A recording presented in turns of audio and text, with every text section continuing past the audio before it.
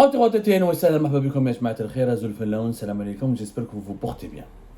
Nous sommes le 11 août 2023 et nous avions commencé cette journée par une analyse très approfondie et détaillée, la plus détaillée possible, parce qu'on ne peut pas tout dire dans une vidéo d'une demi-heure. Déjà, on nous reproche en Algérie pas d'avoir des podcasts très longs, mais la râle, parce qu'on veut, on n'est pas là que pour informer, on est là aussi pour former. Parce que malheureusement, les médias n'ont pas pour vocation uniquement d'informer, mais aussi d'expliquer, d'analyser, de décrypter et de fournir des clés, de fournir des clés de compréhension qui permettent à leurs lecteurs, à leur lectorat, de comprendre les dessous de l'actualité pour pouvoir se forger ensuite une opinion en toute liberté, mais aussi avec des informations fiables, en toute objectivité, en toute transparence et en toute rigueur intellectuelle. La crise au Niger, comme on l'a dit tout à l'heure, comme nous l'avions prévu, comme n'est qu'un prolongement de la guerre globale, qui est une troisième guerre mondiale déguisée qui a commencé en Ukraine. Il va y avoir d'autres foyers de tension, que ce soit en Afrique, on le voit au Soudan, on peut le voir aussi un peu partout en Éthiopie, on peut le voir en Afrique australe entre le Congo et le Rwanda. Il y aura pas mal de foyers de tension qui vont être connectés au conflit mère, c'est-à-dire il y a le conflit mère et les conflits dérivés. Les grandes puissances vont se disputer le leadership mondial un peu partout à travers la planète en enclenchant des conflits régionaux qui sont tous connectés à la même racine, c'est-à-dire à une seule source. C'est la source de tous les problèmes qui va dominer, la course mondiale pour dominer le monde. L'Occident veut garder son leadership sur la planète, veut maintenir son leadership mondial. La Russie et la Chine et leurs alliés veulent contester le leadership occidental et changer le monde dans lequel nous vivons. C'est un monde dangereux.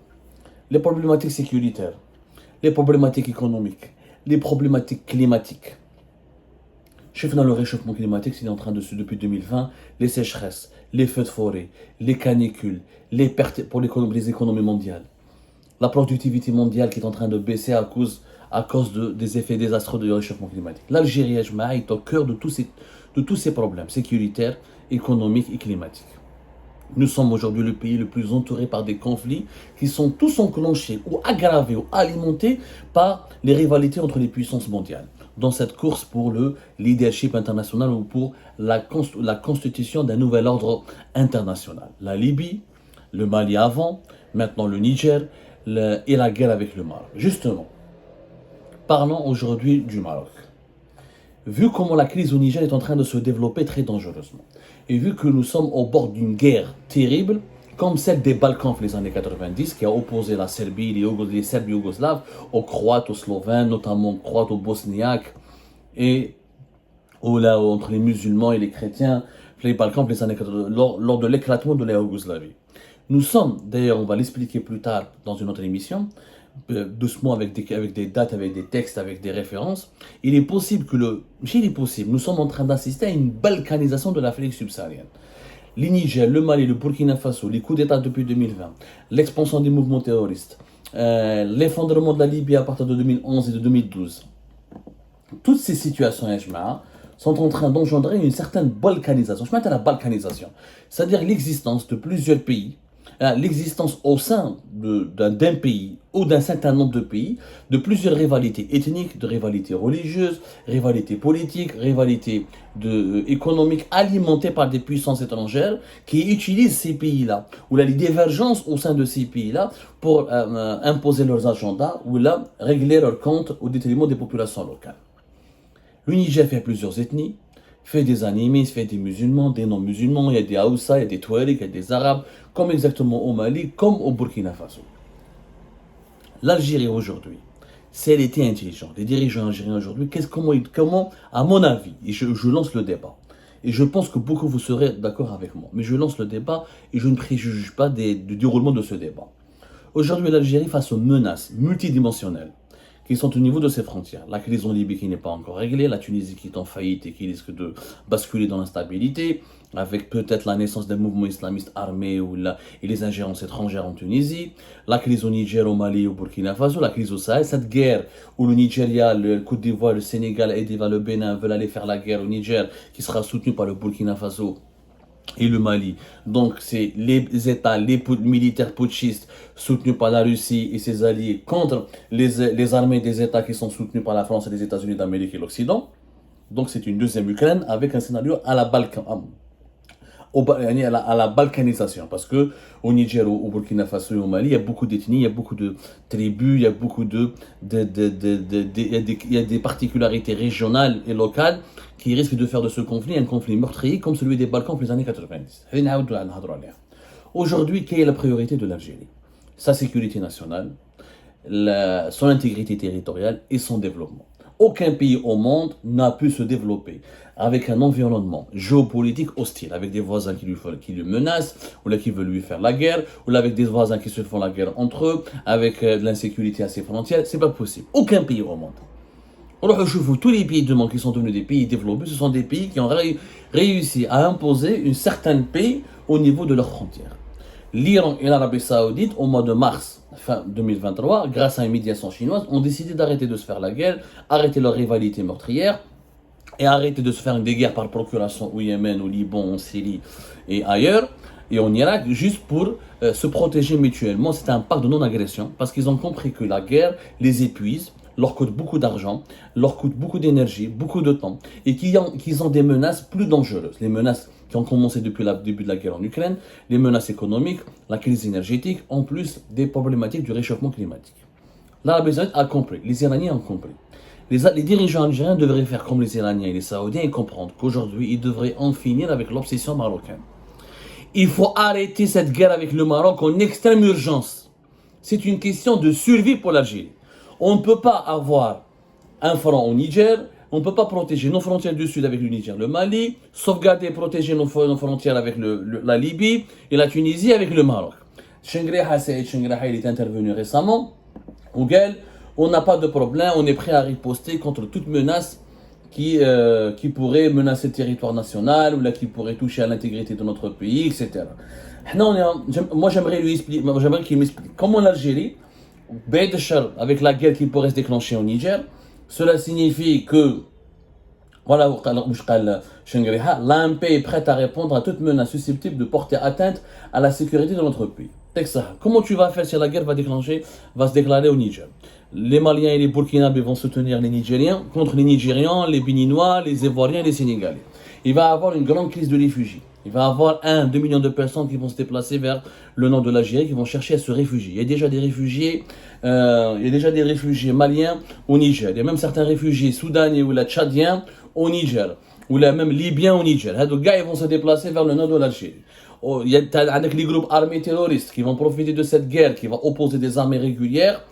Ils vont essayer de prospérer, ils vont essayer ou de choisir un camp, ou de créer une troisième guerre ou un troisième front, pour qu'ils profitent de la situation et imposer leur pouvoir et leur expansion. Du coup, les frontières de l'Algérie, au Mali, au Niger, on va subir une influence de réfugiés. Potentiellement, dans ces mouvements de réfugiés, il peut y avoir des terroristes qui veulent profiter, qui vont les infiltrer pour aller intégrer le territoire algérien. Avec une plus grande, qui dit la guerre, des plus grandes circulations des armes, plus grande circulation du financement illicite de ces armes et de ces conflits. Il dit donc, la guerre, elle est contagieuse. D'autres pays, elle peut toucher, quand une guerre éclate dans une région, elle peut avoir un impact sur d'autres régions, elle peut éveiller des tensions dans d'autres régions. Les Touaregs du nord du Niger, qui vont prendre parti à cette guerre, qui vont se retourner contre les militaires putschistes. Les Touaregs du Mali, qui vont se retourner contre les putschistes maliens, où il y aura un front donc au nord, juste aux frontières de l'Algérie. C'est avec la menace qui vient de la Libye, des factions libyennes vont profiter de cette guerre pour relancer les combats. Et la Libye, c'est quand même plusieurs centaines de kilomètres avec l'Algérie. Donc, l'armée algérienne, ni l'armée américaine, ni l'armée russe, ni l'armée chinoise ne peut, de façon opérationnelle, dans l'histoire de l'humanité. Hitler, il a perdu la Deuxième Guerre mondiale, alors que c'était le Reich. C'est parmi les plus grandes armées de l'histoire, a perdu la Deuxième Guerre mondiale. Hitler, l'Allemagne nazie a perdu la Deuxième Guerre mondiale parce qu'elle était sur plusieurs fronts. Front russe, front africain, front anglais, front américain. Aucun pays ne peut se protéger s'il a des guerres et des conflits sur plusieurs fronts. Aucune armée au monde. Les États-Unis d'Amérique, quand ils étaient embourbés dans l'Afghanistan, ils se sont retirés de l'Afghanistan, ou là ils ne se sont pas impliqués en Syrie, ou là ils se sont retirés de l'Afghanistan pour se concentrer uniquement sur l'Irak et pour contrecarrer le lobby iranien en Irak. Aucune armée. Mais qu'est-ce qu'une armée au monde? Des pays plus riches que l'Algérie, comme l'Arabie Saoudite, ils ont fait une guerre au Yémen, et un enlisement terrible avec leur argent, avec leur pétrodollars, avec les milliards de dépenses militaires, avec leur alliance militaire, avec les grandes puissances mondiales, ils n'ont pas réussi à gérer le conflit yéménite. Là, on a plusieurs conflits. Conflit au Libye, au Mali, au Niger. Zid, on a un grand conflit, un risque d'une guerre avec le Maroc. Comment l'Algérie peut concentrer? Est-ce que c'est intelligent de la part des dirigeants algériens de concentrer 60 jusqu'à 70% de nos forces militaires à la frontière algéro-marocaine, alors que la menace, elle est directe au niveau de la frontière avec le Niger et le Mali et la Libye? Ce n'est pas normal. Donc, si l'Algérie veut toujours être hostile au Maroc et à son allié Israël, est-ce qu'il n'y a pas un risque, si on ne fait pas la paix avec le Maroc, il y a un pacte de non-agression avec le Maroc? Comment on va délocaliser une partie de nos forces armées de la frontière marocaine pour essayer de se protéger contre une éventuelle agression ou là contre l'infiltration contre le risque d'infiltration sur notre territoire national de groupes armés ou de forces armées au niveau de la frontière avec le Mali, le Niger ou avec la Libye? C'est intenable. Il faut en finir avec l'obsession marocaine, il faut faire la paix avec le Maroc. Seule la paix avec le Maroc permettrait à l'Algérie de se protéger encore mieux contre d'autres menaces beaucoup plus sérieuses qui viendraient de l'Afrique subsaharienne et qui viendraient de la Libye. La région qui depuis 2011 est en train de subir une déstructuration, il y a des ravages terribles. Depuis l'effondrement du régime de Kadhafi en 2011, l'expansion des groupes terroristes, l'expansion des factions armées, les réseaux criminels, la circulation d'armes, de stocks d'armes qui étaient la razzia ou les vols ou la circulation des stocks d'armes que possédait l'armée libyenne de Kadhafi a déstabilisé toute la région du Sahel, et le sud de l'Algérie fait partie de cette région-là. Et donc c'est une partie importante de notre territoire. Il faut en finir avec l'obsession marocaine, c'est-à-dire, malheureusement, depuis l'arrivée de Abdelmajid Tebboune au pouvoir, le Maroc est devenu l'anti-Maroc, la politique anti-Maroc. La doctrine anti-Maroc est devenue la boussole du régime algérien. Le régime algérien s'intéresse aux BRICS. Pourquoi? Parce que le Maroc il est soutenu par l'Occident. Lequel le Maroc se rapproche de la Chine et de la Russie, vous allez voir que le régime algérien va s'éloigner de la Chine et de la Russie. Le régime algérien aujourd'hui, c'est quoi sa doctrine? Faire exactement le contraire du Maroc pour le contrecarrer et pour renforcer la rivalité avec le Maroc. Le Maroc est proche d'Israël et des États-Unis d'Amérique et de l'Occident, de l'Espagne, de la Grande-Bretagne, de l'Union européenne.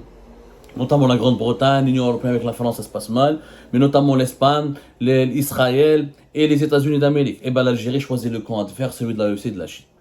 C'est-à-dire, les dirigeants algériens n'ont pas choisi le camp de la Russie et de la Chine par conviction, parce qu'ils ont trouvé des intérêts mutuels, ou parce que la Russie et la Chine pourraient faire du bien, ou là il y aurait un bénéfice énorme à en tirer. La première considération qui a dicté ce choix aux dirigeants algériens, c'est la politique anti-Maroc. Le Maroc a choisi le bloc occidental, je choisis le bloc des BRICS.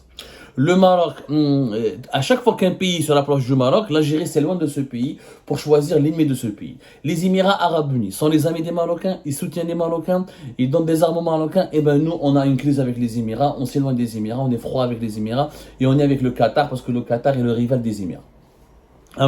L'Arabie Saoudite soutient les Émirats, soutient le Maroc, elle est l'amie du Maroc, elle veut protéger le Maroc. Et bien nous avons de très mauvaises relations avec l'Arabie Saoudite et on essaie de se tourner vers l'Iran qui était le rival de l'Arabie Saoudite, maintenant qui a fait la paix. Manque de bol, les dirigeants algériens n'ont pas de chance, ils ne peuvent pas choisir le camp de l'Iran contre l'Arabie Saoudite, parce que l'Arabie Saoudite a fait la paix. Parce qu'ils ne peuvent pas choisir le camp de l'Iran contre celui de l'Arabie Saoudite, parce que l'Arabie Saoudite et l'Iran ont fait la paix. C'est comme ça. Il y a un problème avec le leadership de l'Arabie Saoudite, et ben on choisit l'Égypte et l'Arabie Saoudite et le Maroc forment une alliance. L'Algérie décide de faire une alliance avec la Turquie d'Erdogan, qui elle entretient, elle est la rivale de l'Arabie Saoudite et de l'Égypte dans la région, etc. Toutes les alliances, toutes les relations internationales actuellement du régime algérien sont dictées par la doctrine anti-Maroc. Là où le Maroc, dès qu'un pays, dès qu'un bloc, dès qu'une organisation internationale se rapproche du Maroc, et ben l'Algérie s'éloigne de cette entité pour se rapprocher de son entité adverse. C'est comme ça que les dirigeants sont en train de se comporter. Alors, les BRICS, l'Union africaine, dans toute la politique anti-marocaine des dirigeants actuellement de l'Algérie est leur seule référence. Ce qui est idiot. Aujourd'hui, même le premier, n'importe quel petit diplômé de n'importe quelle école des sciences politiques, quand il analyse la situation géopolitique de notre pays, il faut faire la paix avec le Maroc. Il faut faire la paix avec le Maroc pour pouvoir affronter d'autres risques. Avec le risque économique, avec une crise mondiale qui s'aggrave avec les conséquences de la guerre en Ukraine. Avec le risque climatique, avec un réchauffement climatique et des dégâts économiques très importants. Avec le risque sécuritaire, avec le Sahel et la Libye. Pourquoi tu veux continuer à faire la guerre au Maroc? Et il veut se suicider. C'est quelqu'un, le régime algérien a un comportement suicidaire. Il est entouré par les ennemis. Quand tu es entouré par les ennemis, tu ne peux pas te battre contre tout le monde en même temps. Napoléon, avant Hitler, Napoléon, il a ouvert plusieurs fronts, celui de la Russie, celui de l'Angleterre et celui de l'Europe centrale, et bien il a fini par perdre et par chuter. Et dans tous les exemples de l'histoire, il n'y a pas un roi, il n'y a pas un empire, il n'y a pas un pays puissant qui n'a pas perdu une guerre ou des guerres lorsqu'il a fait plusieurs guerres en même temps. Le régime algérien veut mener plusieurs guerres en même temps. Il veut faire la guerre au Maroc, il veut chasser la présence française au Sahel et s'allier avec la Russie et ses partisans, il veut s'imposer en Libye, mettre d'âge. Mais avec les moyens, ni nous sommes une grande puissance économique, ni nous sommes une grande puissance militaire. Parce que quand Saïd Chengrihal dit que nous sommes prêts à riposter, etc., je rappelle à M. Chengrihal quand même, il faut rester modeste. L'armée algérienne n'a pour le moment fait aucune guerre. Depuis la lutte contre le terrorisme des années 90, qui est une guerre civile et interne, il n'y a pas eu l'armée algérienne, ne s'est pas frottée encore à d'autres armées sur d'autres opérations, notamment dans le sud du pays. Depuis N'Gala, les années 75-76, les deux batailles d'N'Gala, l'armée algérienne n'a fait aucune bataille, n'a mené aucune bataille, n'a affronté aucun ennemi extérieur ou intérieur dans le sud du pays, à l'exception de certains groupes armés terroristes qui étaient faiblement armés. Là, on a des risques de constitution de nouvelles armées, soutenues par des puissances étrangères qui se disputent le leadership mondial et qui utilisent l'Afrique subsaharienne comme leur ring de boxe. Il est possible d'avoir, la Russie va soutenir les armées de Burkina, du Mali et du Niger, alors que les États-Unis d'Amérique et la France vont soutenir les armées du Nigeria, du Bénin, du Sénégal et de la Côte d'Ivoire. Il va avoir, la Turquie va se mêler, la Chine va se mêler, les Émirats, l'Arabie Saoudite vont se mêler, tout le monde va se mêler, ce sera une deuxième Libye bis. L'armée algérienne va affronter qui? Il y aura, imaginons, des attaques de provenance de la Libye, un risque d'attaque de provenance du Niger ou du Mali. Il y a dans un territoire saharien avec des températures extrêmement graves, avec des terrains qui sont dénudés, avec des drones, avec des moyens technologiques avancés. Les pertes seront rapidement énormes.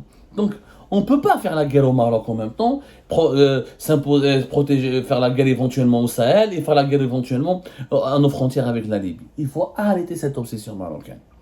Conclure une paix rapide et urgente avec le Maroc, où les deux pays s'engagent à ne pas s'agresser, où les deux pays enterrent la hache de guerre, où les deux pays s'engagent à se protéger mutuellement au cas où, et à ne jamais s'agresser, aucune agression possible ni imaginable, et à enterrer leur malentendu, pour que les deux pays parce que même le Maroc est menacé, et on va les défis climatiques, les problèmes qui sont entre la guerre en Ukraine et des conséquences sur le Maroc, lui aussi. La Mauritanie, après le Niger, la Mauritanie pourrait être un pays qui serait déstabilisé. Il y a des mouvements islamistes très puissants en Mauritanie. Les Russes vont s'ingérer aussi en Mauritanie pour pousser un coup d'État vers la Mauritanie. Les États-Unis et la France sont très présents en Mauritanie. Le Maroc est très présent. Ça risque d'être une poudre. Tout le monde est perdant face à cette poudrière. Et l'Algérie et le Maroc ont intérêt. Est-ce qu'il y a la paix entre eux pour qu'ils puissent se consacrer sur les autres menaces qui viennent des autres régions? Ou là pour se consacrer à d'autres sources de menaces. Il n'y a pas de choix. L'obsession anti-marocaine du régime algérien doit cesser. L'obsession anti-algérienne du Maroc doit aussi cesser. Mais malheureusement, qu'on le veuille ou non, depuis 2020, c'est l'Algérie, c'est le régime algérien actuel qui a pratiqué une doctrine totalement anti-marocaine. Alors que le Maroc le Maroc a montré qu'il veut une médiation, il veut des négociations, le régime algérien ne veut rien entendre. Il ne parle que de guerre, que de menaces, que de préparation, que de combats militaires. Il croit que l'alliance avec la Russie va lui permettre de contrecarrer l'alliance du Maroc avec Israël. Tout brûle autour de nous. Ta maison brûle. Et ton voisin est à côté de toi. Et tu es en guerre contre lui. Il faut que toi et ton voisin, vous rétablissiez la paix, le bon voisinage, pour essayer d'affronter ensemble le feu. Parce que ce feu-là, il risque de ravager à la fois ta maison et sa maison. J'espère que ce message sera un jour et le plus tôt possible compris par nos dirigeants.